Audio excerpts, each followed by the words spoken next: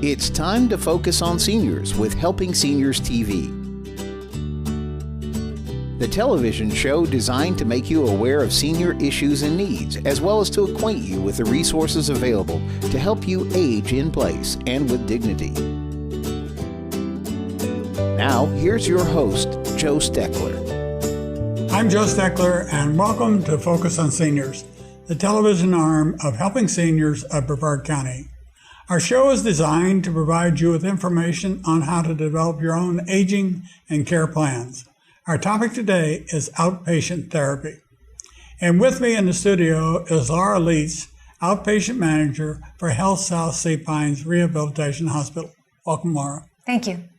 It's a real pleasure to be able to talk to you at this point in our development of a show on stroke rehabilitation, what you can do, how rehabilitation helps people, and just getting information out to the general public. I think that people are misinformed and certainly undereducated about the value of physical, occupational, and speech therapy in your overall care process. And you admitted to working here for 20 years before the show started. Yes. But I'm certain, Laura, you've seen so many things, people trying to cope with the problems of recovery from hip surgery, stroke. Knee surgery, head injuries, spinal cord injuries, everything. And I think the hardest thing is to continue to cope with it after the therapy, but also just being involved in the therapy, knowing, what your choices are, what your options are, sticking with it. Yep. It's probably one of the hardest things, is to really keep that motivation and to stick with it in the long run. Yep. One thing that in all the shows that we've done on the stroke series and all this about physical, occupational therapy and everything, a word that keeps coming into the conversation is motivation. That's probably one of the most difficult things, but it's probably one of the most important things. You can come to therapy. We may see a patient 2 days a week or 3 days a week. And one of the first things I will tell them is that if you don't work at home, if you don't follow through at home, you will not get the results that you need or that you want. Because seeing me for 45 minutes to an hour, 2 or 3 times a week, is not going to be enough to make the changes that you could make if you also practice it daily at home. And that's true of anything that you do. In order to be successful, you have to practice. Okay, now you're talking from a therapist viewpoint. Let me talk from the patient viewpoint. After I went through my stroke and I recovered at Worcester, they sent me here to HealthSouth Rehab Center, Rehabilitation Hospital. And I remember my first session in rehab. It was not easy. No. It really wasn't. It was hard. And when I went home and I had physical therapy, I knew that I had to do those exercises on a day that the therapist didn't come. But it was not easy. No. And at times my wife would say, Joe, you didn't do your exercises today. I said, yes, I know. No, it's not easy. And I tell patients that you have to make it, commit to it as if it's your job. Just like you go to work every day when you went to work, or you eat breakfast every day, you take your medication every day. All of those things are things that you have to do whether you want to do them or not. So it becomes a part of your day. It's a commitment that you make. That's just like a job. Things that we tell patients are, put it on your calendar. Do it the same time every day so that it becomes a part of your schedule. Write it on your calendar. It becomes a commitment. And I've never had a patient come to me and say, I did my exercises and I really wish I hadn't. I wish I hadn't. They've never told me, they've never regretted following through with them. When they do follow through, when they do their exercises, they see the benefits, they see the success. That's motivation to keep doing it. Another thing that was brought home to me last week, just a week ago, by my in-home therapist, I wasn't feeling well. Mm-hmm. And one of the risk factors for strokes is atrial fibrillation. I've suffered from atrial fibrillation for 25 years, and I know that. And I knew that for a couple of days I did not feel right, but the therapist came to the house, and as soon as she took my blood pressure and I described to her how I was feeling, she called the nurse to make sure the nurse came over to see me too. And she said, we're not going to do therapy today. Your body is telling you not to do this. And this is one of the things I think in having, whether you go to a rehabilitation hospital or you go to a rehab center or you do outpatient therapy or in-home therapy, the therapist that is assigned to you, I think is extremely important if you have the same therapist. I agree. So, I agree. And we try very hard in outpatient to do that, to have consistency so that you have the same person, they get to know you, and then they can also, you have that consistency each time, especially in outpatient where your time is limited. That way, each time you come, we try to progress a little more and progress a little more. So you're not doing the same thing every time you come. It's not a maintenance type of thing. You know, our goal is to keep making progress each and every time you come. And in knowing you, if you come in one day and you're not feeling right, or your blood pressure's wrong, or your heart rate's not right, you know, we know the doctor. We're going to call the doctor. We're going to report that, and we're going to take the steps, whatever it is, whether it's sending you to the doctor, whether it's sending you to the emergency room, whether it's just saying, you know what, we shouldn't do therapy today, you need to go home and rest, whatever the case may be, we're going to make those recommendations as well. I found that the home nurse, well, the nurses I had here, I had the same set of nurses. So they watched what my actions and reactions were to different medications, and I could ask them questions and I could get a good answer. If they didn't know the answer, one of your doctors would come in and talk to me. The same thing followed up with Gentiva Home Healthcare. Is I've used them several times before, and I knew about them before I even knew about HealthSouth seat pines. And the nurse that is assigned to me actually was a doctor in a foreign country, but he's not credentialed to be a doctor here. But I have found by having the same therapist and the same nurse come, they're able to observe my change or lack of change. And if I have a question about something, I feel very comfortable in asking them. And I've asked them, as well as I ask your therapist here, to tell me if they didn't think I was doing the right thing. I wanted them to tell me. Correct. I realized that a lot of the effort had to come from me. It does. Yeah. It does. You know, our goal is to educate you. Our goal is to, you know, put you through exercises and balance training or whatever's necessary to help you reach the next level, whatever your goal is. But again, we have to educate you so that you know what to do when you go home. You know, when you go home, we want you to be able to know the correct exercises to do, how to do them, how many times, when to do them, and to feel comfortable with knowing when an exercise is too much for you or how to progress the exercise from one level to the next. All of those things are things that we're going to want to teach you, your family, everyone, so that especially once you're finished outpatient, you can carry on. Okay. Let's say that somebody 82 years old is watching this show and they're having trouble with their balance and they haven't addressed that with their doctor. Maybe they've been able to shield that from the doctor. Probably the doctor's picked up on it, but say the doctor hasn't picked up on it and the person's watching us talk about outpatient therapy today.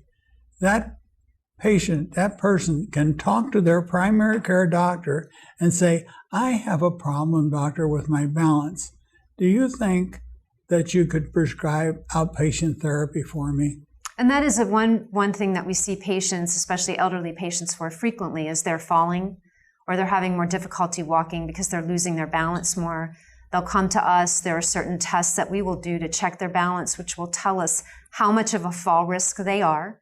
And then we can use those tests to show progress. We teach them exercises that they can do to help improve their balance. Sometimes their balance is impaired because of strength deficits, so we'll work on making them stronger. We'll work on balance training. We can use all different types of tools to help them learn to balance better, to compensate better, teaching them about safety in their home, making sure that they don't have throw rugs that they're going to trip over, or those types of things. It may be that they need to use a cane for a period of time until they're safer, or it may be that they just need to learn certain compensations to make sure that they're safe. But those are all things that therapy can work on. And I've seen many patients for that, all of whom normally have benefited from the therapy to the point where then they aren't falling or they aren't having as many of those balance issues. And then they can go out and do the activities that they want to do again, and continue to keep the exercises up so they don't lose what they've gained. But if a person is eligible for Medicare, all these services can be prescribed by the doctor and paid for by Medicare. Yes, as long as there is a reason for them, whether it's because they're falling, whether they're having difficulty walking. Those are all things that Medicare will cover therapy for, as long as therapy can show an improvement. Right, yeah. So if for some reason they came to therapy and we saw them for 2 weeks and there was no change, then we might not keep them very long. It might just be educating them on exercises to do at home. But as long as therapy is showing improvement, then, we can keep them in therapy for a period of time in order to help them be more independent and to be safer. With all the changes in medicine and the delivery of medical care, especially with the Affordable Health Care Act and with medical managed care, privatized care, I think it's going to become, I think that outpatient therapy, rehabilitation therapy, and therapy directed to the activities of daily living for seniors is going to become more prominent and more prescribed. And I think as people are more informed and better educated about what can be done to help people prevent falls and move safely, I think they will be able to drive down the cost of care. Well, and again, the more we can keep people safe, keep them from falling, Yes. Educate them, rehabilitate them so that they are safer, the less likely they are to end up breaking a hip, ending up in the hospital, which costs lots of money, ending up in a nursing home or assisted living facility sooner because they can't take care of themselves. So they can stay at home longer if we can keep them safe and independent. Yep. When I was going through the occupational therapy here when I was recovering from my stroke, the therapist was demonstrating to a group of us safety in the kitchen. And she took the container from the microwave, set it down in front of the microwave, shut the microwave door, stepped over, took the dish and moved it to another sink, then stepped over another counter, stepped over to that, moved it to another one, instead of taking the container from the microwave and trying to turn around and walk with it. Right.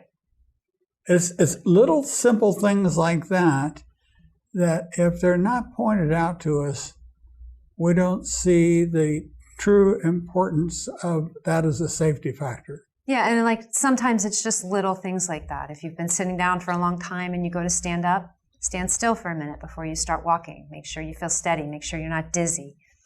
How to get up. How to get up out of a chair that's low to the ground. There are certain things you can do to make that easier. And those are all things that we teach as part of when we see a patient, little tricks like that, how to get up out of bed and make it easier. All of those things just to make it so they are successful, but it's also as little energy as possible. If you could help me or teach me how to get up out of that chair without hurting me, I sure wish you would.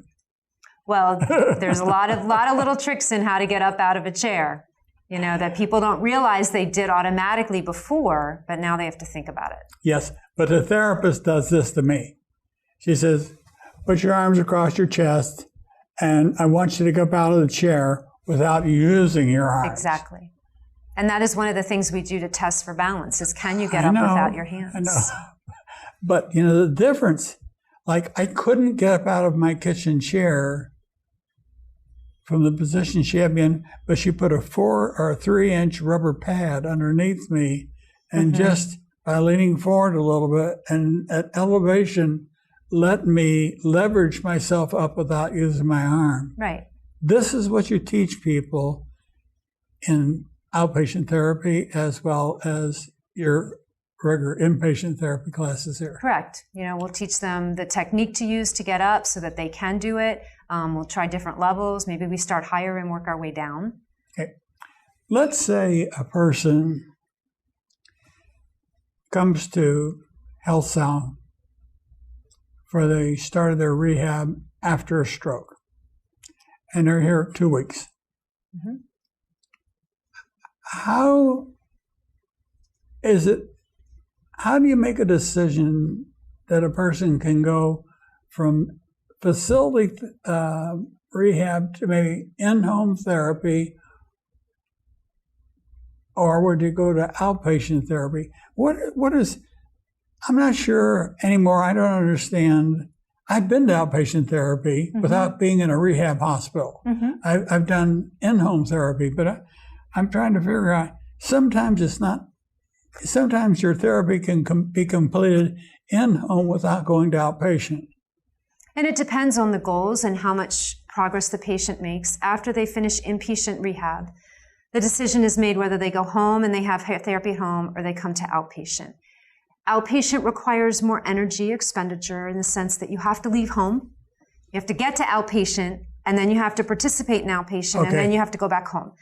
For some people, that's just too much. By the time they get to outpatient, they're exhausted and they don't have the energy to do the exercises. In that case, having home health for a few weeks, building up their energy, getting them stronger, then coming to outpatient works better.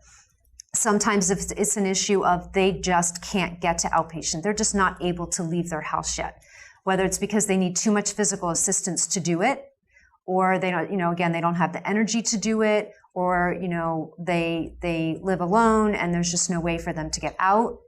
All of those reasons can also be reasons why they may need to have home health therapy first. And then as they get stronger and they get back to being able to get out of the house with less assistance, get out of the house with less fatigue, get back to driving, whatever the reason, then they can progress to the next level, which would be outpatient therapy. Now, there are instances where they may not go have home therapy. Sometimes you've had a hip replacement, you've had a knee replacement, you're able to get out and you come to outpatient therapy straight from inpatient or straight from the hospital. And you start outpatient right away so that, they're more ready to work on more aggressive exercises or more aggressive therapy so that they can not need the home health therapy in that respect. So it just depends on the individual patient, their level, and what their tolerance is. I don't know if it's a mental or a physical thing, but I found in my own case that once I left the hospital here and I got home and I started moving around home and getting outside and using my cane instead of my rollator, that I felt my sense of independence returning a little stronger, and that caused me to try harder to do the things that I was doing before the stroke. Does that make sense? Yes. And like I said, nobody likes being in the hospital. Yes. So once you get home, you tend to do more because you're in your home and you feel more comfortable there, you feel safe there. So you tend to, want to do more for yourself, want to get back to doing the things that you were doing before, all of which are things that we're going to work on. So one of the first questions we ask you when you come to outpatient therapy is, what's your goal? What do you want to be able to do so that we can have a plan for, okay, this is how we're going to work to get to that goal. Or it may be, well, that goal may not be realistic. We may need to work on a lesser goal and then see if we can get to that goal. Okay. So one of the things I hear you saying that viewers should be paying attention to is that to set milestones that for accomplishment, and then once you reach certain milestones, then the therapist should be able to direct you to the next set of wickets to go through. Correct. And we do that. We set short-term goals where we'll work on, maybe you're on a walker now, and our goal is to get you to be able to get to a cane. So instead of going from a walker to nothing, there may be intermediate steps between there and nothing. So we may go from the walker to you working on using a quad cane or using a regular cane. And then as you get better with that, then we can look at, okay, are we going to be able to go to the next level, or are we going to need to wait until you get a little stronger? All of those things. So we set short-term goals, which we look at along the way. And then we set long-term goals, which are our end goals. We want to get to this point, by the time we discharge. Yeah. And as a therapist, I'm sure that you can appreciate that as a person gets older, you have other illnesses that let's say that you've had a stroke, and as you walk the stroke recovery path, you've got little things called arthritis, fibromyalgia, years, and you take all those side effects and you put them on top of the effects of that stroke, and you look at all this medication that you take, and you try to figure out how. Well, I say that the patient should be talking to the doctor and the therapist about what they are doing, because I think if you had a patient tell you that they think they're over-medicated, my first recommendation would be that they make a list of all their medications, that they go to their primary doctor, and that they sit down with him and they tell them that. Well, that's what I did here. When I left HealthSouth, I think I had 18 medications, and the nurse, realizing that I'd never remember when I was supposed to take all those full things, she put down a time for every one of those things. Right. Of course, I was no longer in a hospital, and I wasn't going to start taking medications at 2 a.m. at home and end at 10 p.m. at night and take those things all day long. Right. So the biggest challenge my wife and I faced were figuring out how to put those medications in a group. And once we did that, then we checked with your people here, and we checked with our doctors to make sure that we had them in the right group. And we did. Right. And of course, my problem was compounded by the virtue of the fact that I have an aneurysm as a result of my dissection of my aorta. So they had me on Coumadin, and I had all these medicines. So you have to be aware of so much. And that's why it's so important for patients to tell their doctors every blessed medication they take, whether they're prescribed or over the counter. Exactly, because vitamins and supplements can affect the medications that you take. So it's very important that they know everything that you take. One of the other things that we tell our patients if they're going to the doctor is make a list of your questions.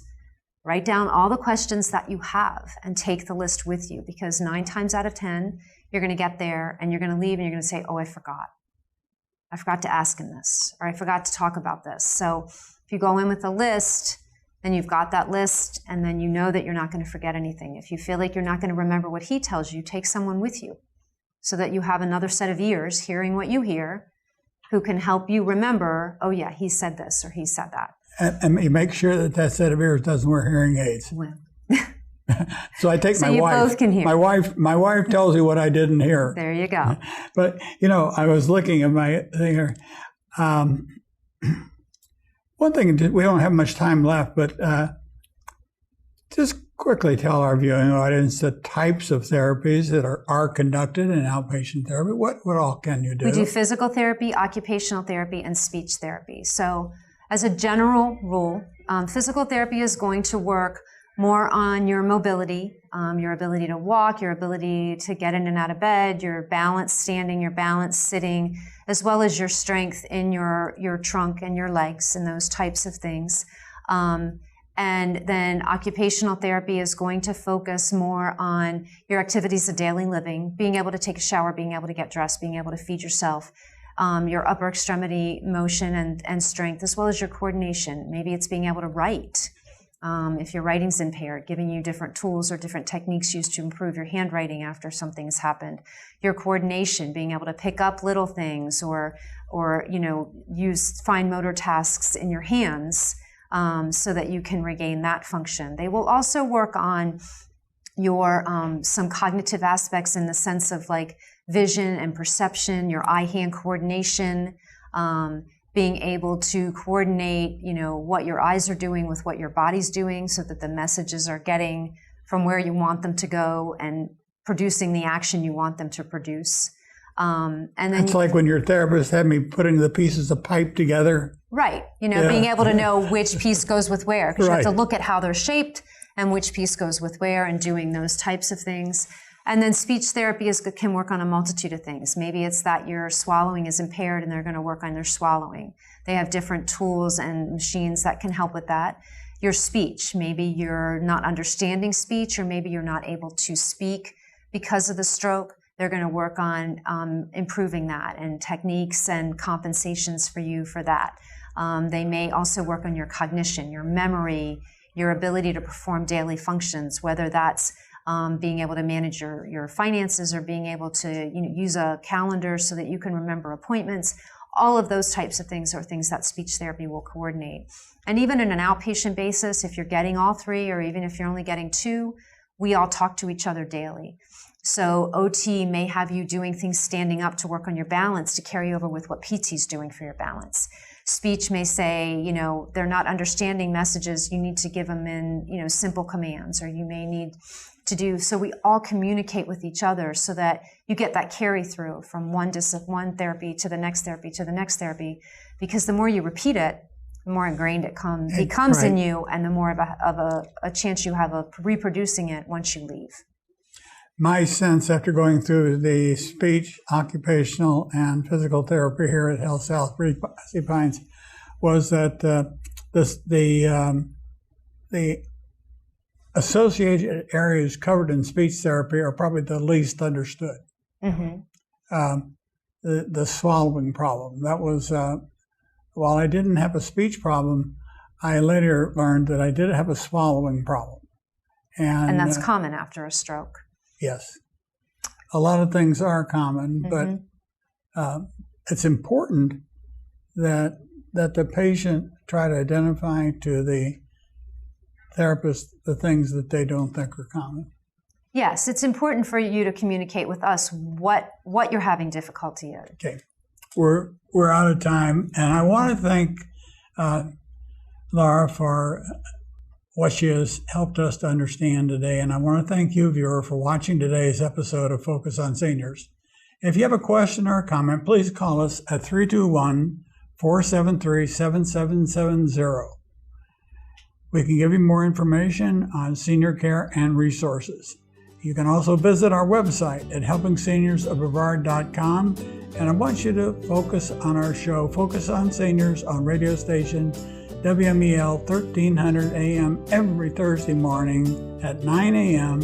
and look for us in Florida Today newspaper each Thursday in our health section. I'm Joe Steckler, and thank you for joining us today for Focus on Seniors. And thank you. You're welcome. It's a good show.